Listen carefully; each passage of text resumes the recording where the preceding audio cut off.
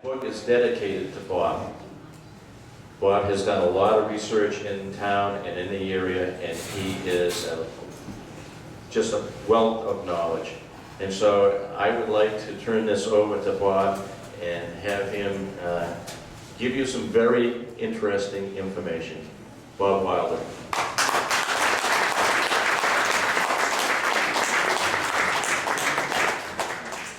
Thank you very much. I'll begin this with this book that he mentioned on your ponds, both ponds. It was a study by Curtis Basin for his degree in history. This gentleman gave me a copy last week, and I went through it, and I had forgotten it. I contributed to this 6 different points, and I found my name there, and I'm in awe. Very much. I'd like to give you a little bit of your history here, and a lot of the tradition is just sheer and utter nonsense. And if you stay to the end, I'm going to give you Henry Ford's personal involvement in one of the products that came out of this very pond here. So if you dare to stay on till the end and have the patience, I'll throw that at you. Now, years ago, there was a gentleman from New Braintree. His name is Paul Walker Jr. He was a wonderful guy, very steeped in history, long gone now, unfortunately. And he got a hold of Dr. Roy. And anybody that doesn't know Dr. Roy wrote books on East Brookfield and Brookfield's early settlements. And he had that for a while, and he ran into this canal thing. So he went to the archives, and he got a lot of information out of it. Well, I fortunately got a hold of Dr. Roy's material for a couple of years, and I got a hold of the canal thing. This is the result. This is the canal that they were going to build. It was suggested in March of 1827 they were going to build a canal from Connecticut. Excuse me. We're not able to hear you. I'm not sure that's on. It's on. It's on. I'll have to hold it up here. Thank you, ma'am. I'm sorry. At any rate, the canal was going to go up through the Quaboag River, through South Pond, down the canal, and on into Brookfield and Warren, and on to the Connecticut River, and consequently, we were going to have an active canal with 40 barges at any one time on this canal. But they ran into a serious problem. Quaboag is 210 feet lower than North Pond. Well, how do you get barges uphill? They were going to build a dam across North Pond that blocked off the Quaboag River. It will overflow into that, of course. 4 feet above the water line. Can you imagine what would happen to this pond with that back feed? The end result was it was in limbo for a period of time. They were going to put a tunnel through a mountain on the way up, a half a mile long. They were going to dig ditches where they couldn't use the rivers, where the rapids were so bad, like in Warren and various places like that. It was going to be an enormous adventure. 3 months later, someone submitted a recommendation to the general court that we consider a railroad. It passed. That was the end of the canal. Because in Blackstone, down in Blackstone, they had a canal, they ran a railroad adjacent to it and almost put the canal out of business. So for good and obvious reasons, the railroad always would take preference. Now, Dr. Duffy's book. John Duffy wrote this book. I worked with him for 2 years on this book. This is a terrific book, and it tells a lot of things about your ponds, about the local areas, about the local Indians. I suggest if you get an opportunity, get a hold of this book, whether you borrow it or you buy it, whatever you do. I'm going to leave some literature here so you'll know you can go on Amazon.com and buy this very book. Now, in the course of studying I think we can get rid of this. We'll move to the next thing. This next map in 1665, Chaduquis and Meetam, who were local Indians, can you all hear me? I'm sorry, I got carried away with this business of mine. And anyway, they agreed to a 6 square mile or equivalent, which meant it was 36 miles.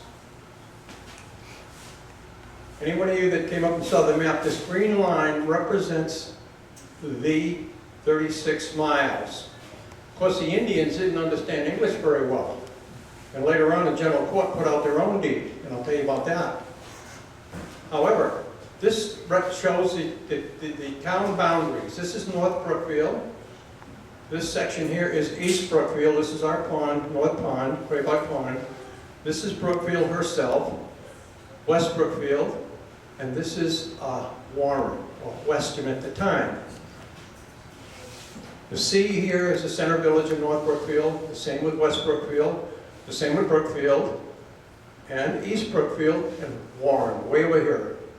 And I got a Q1 and Q2, right at the separation between West Brookfield and Brookfield. And their rivalry, there's 2 books been recently written. Everything that ever happened in early Brookfield happened in West Brookfield. Nothing happened anywhere else. So I want them to explain to me how, see this line here? How half of the town was at Foster Hill and the other half was on Devil's Elbow in Brookfield. How about all these people that lived here? They didn't count. That wasn't part of all of the important things that happened here in 1665. So here's a little bit of the town rivalry that comes to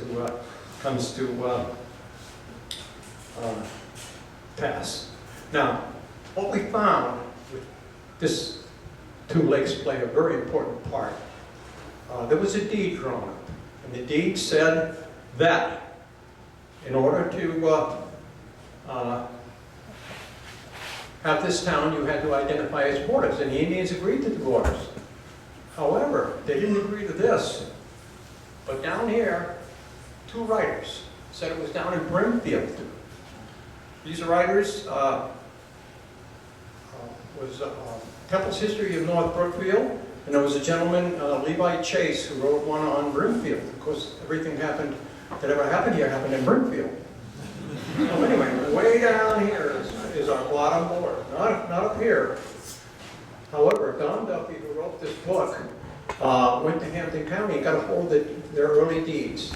The general court had written a new deed, and the Indians didn't get to read that. They didn't get to see it, hell. So the end result was, it said, Naultauk Brook is a brook that comes out of the Quaboag and it runs across Route 67 and down the full length of Warren. It said it was at the head of Naultauk Brook. And you know, until last year, nobody knew where the head of Naultauk Brook was. They didn't wade through the swamp to find it. But I did. You go down Quaboag Pond, and right away, you can see the mark that this shows Naultauk Brook. All the way down in South Warren, by Bragg Road, is a pond. Okay, and on that pond, one would think that was the end. It was not, because it would make a big difference finding the bottom boundary. Through the swamp, about 3/8 of a mile, and one comes to another pond that is spring-fed. That is the head of Naultauk Brook. Now we had the beginning. The new deed says 3 miles from Naultauk Brook to the northeast was Ashquash. Our friends in Brimfield had it way down here. Well, we moved it for them. The sign's still up. Expensive cast iron sign, I tell you. But at any rate, we moved it up here and we struck the arc. I put a pin in here and I struck an arc and it crossed here. This is the route. Then it says further, one comes to Quaboag Old Fort. Well, they got it down here too. Played a heck of a job getting it moved from here down there, because what I found was, And the deed says, one comes to Quaboag, Old Fort, and swings a 3-mile arc, and it crosses right here. So here's Ashquash. That's Ashquash, that was the Indian camp. That is Mitchell Hill in Brookfield. It's on Route 148 at the separation of Molasses Hill Road and Route 148. Mitchell Hill sits there, beautiful hill, facing south like most Indian cornfields did. And then we come back here to Quaboag Old Fort. And how do I know it's that? How do I know it isn't in Brookfield? Well, let me tell you how I know about that. The general court, and we found this in the records there, they sent out spies. There's Indian spies. They carried English names because we named all the Indians English names. What the hell? They can't even speak most of their names, let alone spell them. So anyway, these spies were sent to find out what the Quaboag Indians were going to do. Now the Quaboag Indians were located in 2 places. One just to the east of the canal between the 2 ponds, and the other was on the far side of the common in West Brookfield, down at the head of Lake Quaboag. So the end result was James Quannapock, and that isn't much better than his Indian name, and James Catanannet. Think of a name like that. Try to spell it and write it. Well, nonetheless, they were given orders to report that to the general court. I don't have sticky fingers. However, we did report to the general court that they had come to the west. They had met with the Quacumquasit and the Quacumquasit Indians, and I don't know who either are. But the next day, they went to Quaboag Pond, and there they met with the other Indians at Quaboag Old Fort. There it is, people that lived in the time when the Indians were living there. That is on the canal to the right side or east side of the canal, going between South Pond and North Pond. Now I brought the author out there and several of the school teachers and a whole bunch of people out to see because I heard they were going to build a house there. You know, I was going to load my rifle and come down and make sure it didn't happen. But when I got there, they hadn't built the houses. Some gentleman had put up a fence and a no trespassing sign, so we didn't trespass, but he was able to look over and see. But when I was a boy, I made a canoe. I lived up on the river, up at the bridge in Brookfield. And when I was a young boy, I made a canoe. I don't want much of a canoe, but I made it. And I explored all this territory for years. And I went down there and I found some corn cellars down there. I found a whole variety of things to prove Indians indeed had lived there. Now I have a scrapbook that was written, that newspaper article from the 1880s, and in it, it talks about the people from North Brookfield and Warren, and of course, East Brookfield didn't exist at that time. It was in Neverland or part of Brookfield, one or the other.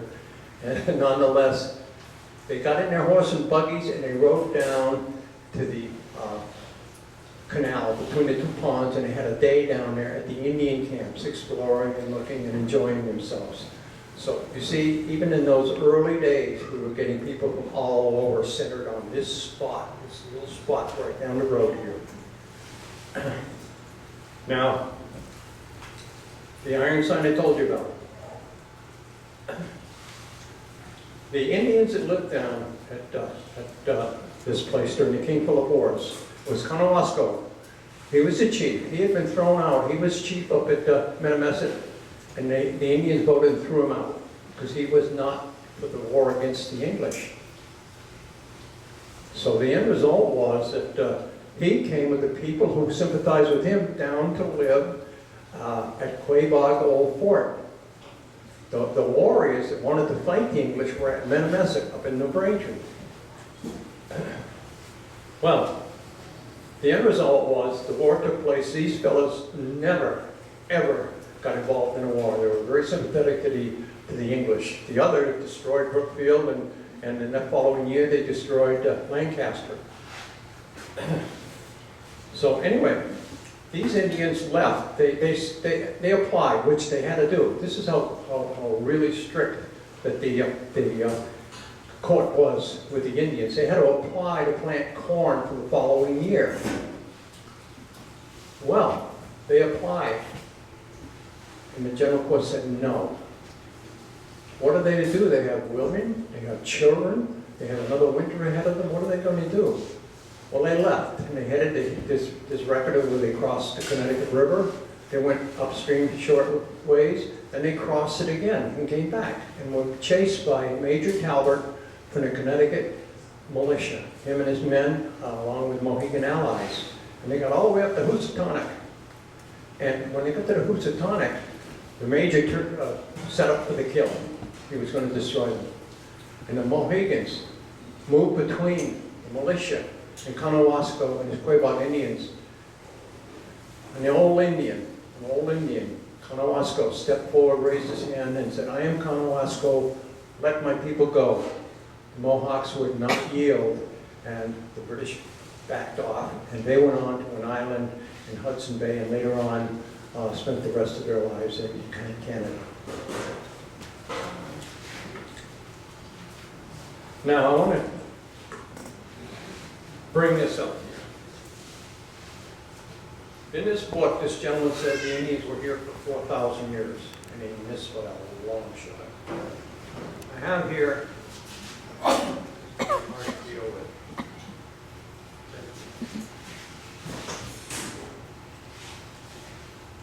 you can't see this, but I'll leave it at the table so you can look at it.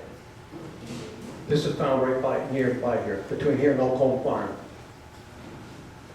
I'm going to read this in your piece, see if you'll bear with me. This is archaic, period. The first exhibits were found in Wampanoag 6 site in Middleborough, associated with radiocarbon dates of 4,300 before the present, preserved by virtue of its reduction to charcoal in a crematory fire, but not totally consumed. It is well-finished dish with shallow followings, about 6.5 inches long. There's a flat base which still shows marks, scraping and abrading. The dish is undoubtedly a household product of an age before the making of more permanent stone vessels. The second vessel illustrated is from Oak Home site in Quaboag Lake, Brookfield. Here, discovery was made of the organic rock of several shallow wooden bowls of somewhat the same shape as the dish already described, except they were without flat bottom. One of the bowl molds was associated with the Brewington side notch point, which was found there, suggesting the late Archaic age. 6,000 years ago, people were living in this vicinity. Now, they weren't living any earlier because they couldn't. They had to be fish, because 8,000 years ago, we had a minor ice age. Everything froze over. When the ice began to melt, it formed a dam down by below Colonel's Mountain, down the other side of West Warren. And it rose, and we had an enormous lake. It went all the way. We would have been underwater quite a distance, all the way to Tenerife in East Brookfield. Later on, everything froze. Later on, when it melted, the dam broke. Half the rocks are still in the Quaboag River between West Warren and Palmer. You can see them on the wayside as you drive down there. We found a lot of artifacts down there that had animals that lived in the ocean 3 million years ago. So you can see how the waters have transferred themselves from one place to the other. At one point in time, right where we're sitting now, is 1,000 feet underwater. And then later on, it was 2,000 feet under ice. My God, we're under something all the time. There's maps in the Brookfield Library that I have made that show this very clearly. They're large maps, colored maps, and they show you this translation from one thing to another and how it changed over a period of time. Now I'm going to go to Massasoit. He plays a very strong connection to right here. Massasoit, you remember him, he was the chieftain of all of the Quaboag Indians.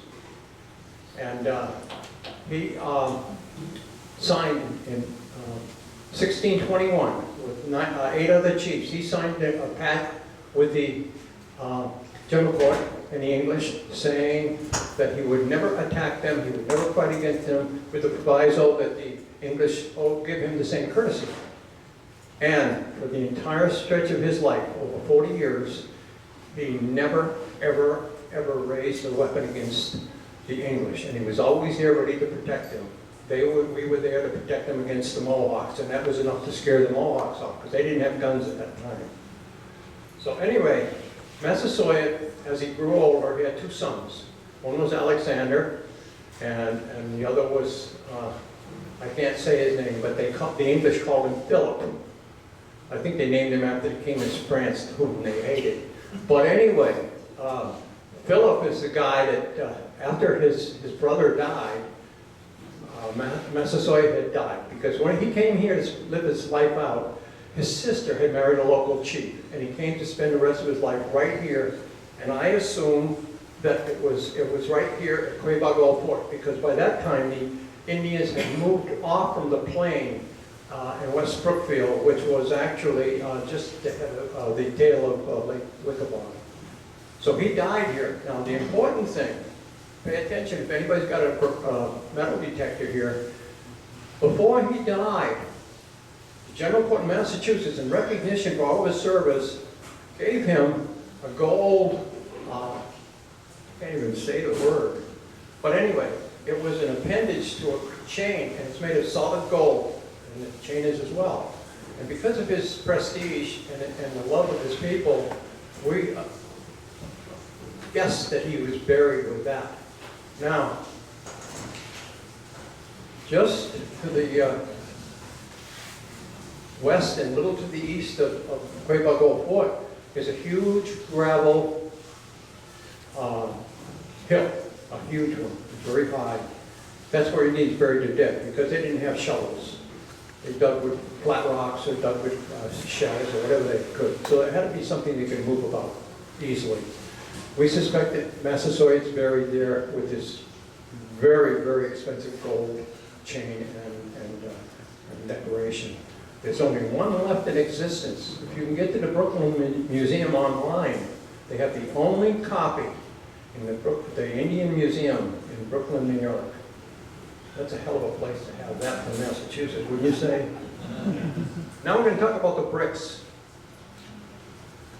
Hopefully I'll end this with a little bit of book.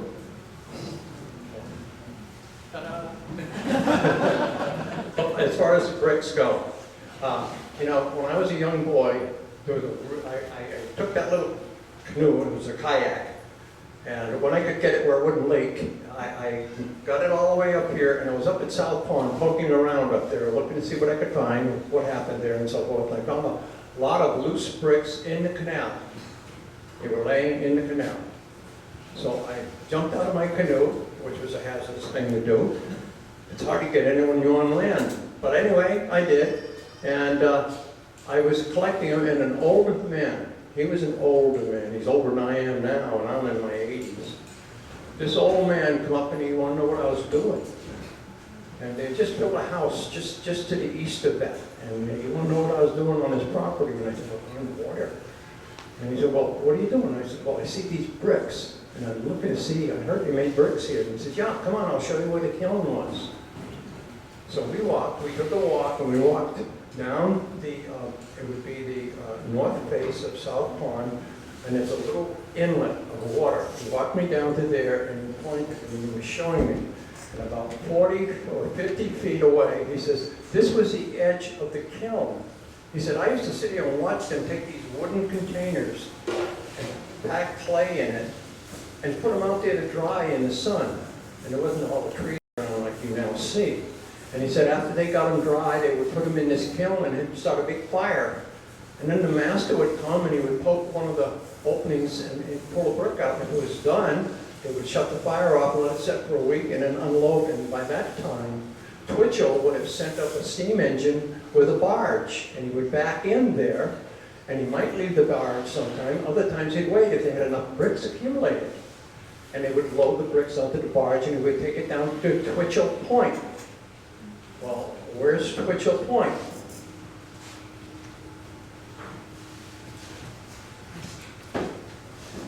I know you can't see this, but if you go to Brookfield and go down Kimball Street to Mill Street, there's a barrier of dirt right across the street, and then you cross the railroad tracks at that point.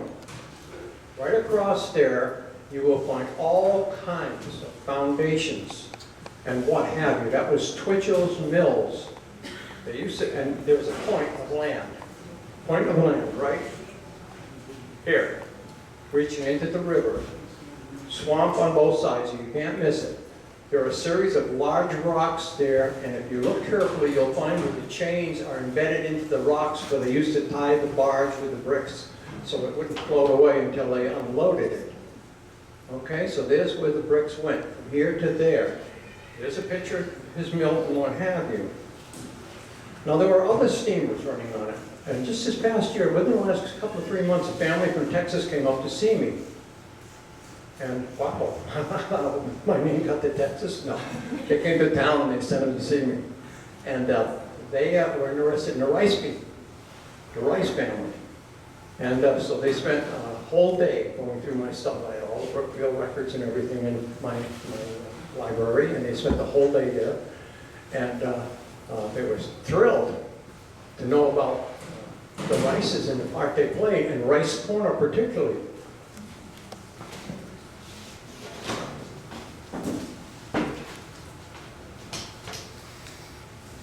Rice Corner. I gave a talk at the Historical Society there and stunned a lot of people. I said, Rice Corner, back in the 1670s, almost 1680, the General Court gave John Pynchon in Springfield a square mile of land, or really 500 acres, but who could measure then, on Clay Hill. That was his. That was within the town of the original 6 miles square of Brookfield.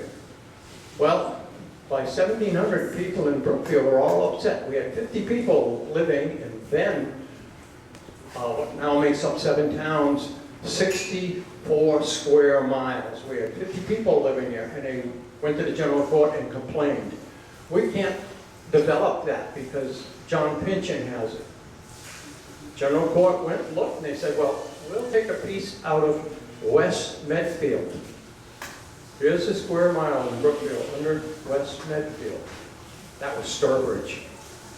They didn't know till this day, when I gave the talk, that Rice Corner came out of Sturbridge. It was part of Sturbridge, or at that time, West Medfield. So that's hooray for our team. Now, the Rices, back to the Rice family. There was another side wheeler that plays a part with your little ponds here. That was owned by Charles Rice, and he had a boathouse. And if you travel down Route 148 from Brookfield to Common, heading towards Sturbridge or Fiskdale, you'll pass the railroad bridge, and then you're going to pass the river bridge, which is no more. They're tearing it all to hell now. I used to live in that corner. I went away to the Cray and Warren 51. I come back and I had no house. Nobody knew what happened to it. Well, sometime between then and 56, there was a flood. And I found out some 40 years later the flood took my house. But at any rate, the steamer was there, and the folks from town would ride down to the bridge and park their jitneys with their horses and get onto his steamer. And his steamer would chuck up the Quaboag River and through the canal to Point of Pines. And you know where that is? We're sitting in it. So anyways, they were really happy to see that. Now, Henry Ford. Back to that other picture. I have a glass. Boy, am I forgetful. Been like this since I was 60, 25 years. Now I'm going to tell you about Henry Ford. Henry Ford was on the train. He was coming from, he didn't have that much of a car then. He was coming from New York to Boston. And he was traveling through the countryside, and he passes by. See this big, this was in 1875. This was gone. But the steam engine was still there. If you cross that track and don't get caught, you can still find the foundation with a big iron bolts that held it down. They're that high. And it had a 12-foot wheel, balance wheel. And it ran the whole mill, which he dealt in lime, cement, coal, flour, I can't read my own writing. Different food, he had a grist mill and a sawmill, as well as a collecting place for the bricks. Well, he saw that and he called the conductor and he says, what town is this? And he told him it was Brookfield. So when he got back to Dearborn, he sent some folks to Brookfield, and they came and they negotiated and they bought it and they shipped it by train back to Henry Ford's facility. Now, I thought that would be the end of it. We wouldn't even know that happened. But I was working at Old Sturbridge Village in the old up and down sawmill, and this group of very well educated, you could tell from their language and how they communicated with each other. They're leaning over, watching me make a board and an ancient up and down saw procedure.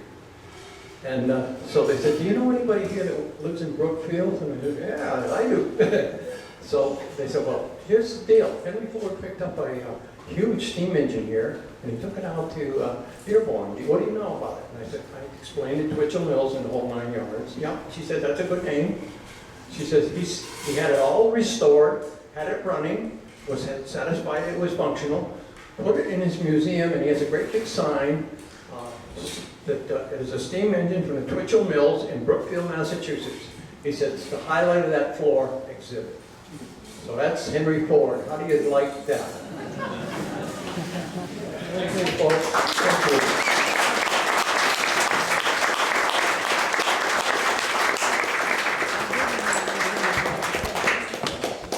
Thanks, Bob, that was great.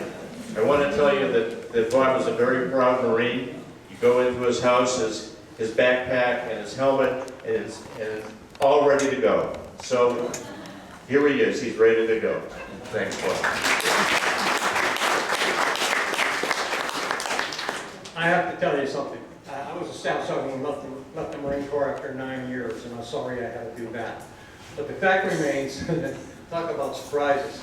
I had my foot locker that I carried all over the world. I flipped it open and I was going through some of my old papers and I found a mistake they had made in my discharge certificate. So I wrote a name and they said I had to send it to the Navy. Yeah, he's raising his hand. They took us there, dumped us, and ran like hell. Anyway, I sent it off to the Navy, and they sent me a notice that they didn't handle that. They were sending it to the Marine Corps. So those people handle things. They got it, and so everything was quiet for a couple of 3 months. There was trouble in the world. And anyway, I get a letter, a big envelope from the Commandant of the Marine Corps. I said, he's calling me back. He's calling me back because he was calling back Marines to train other Marines so that they would have more younger men in the field. So I thought, this is my chance. And I had all my gear ready to go. And I opened it up and they sent me a new discharge certificate with apologies. So that's my story.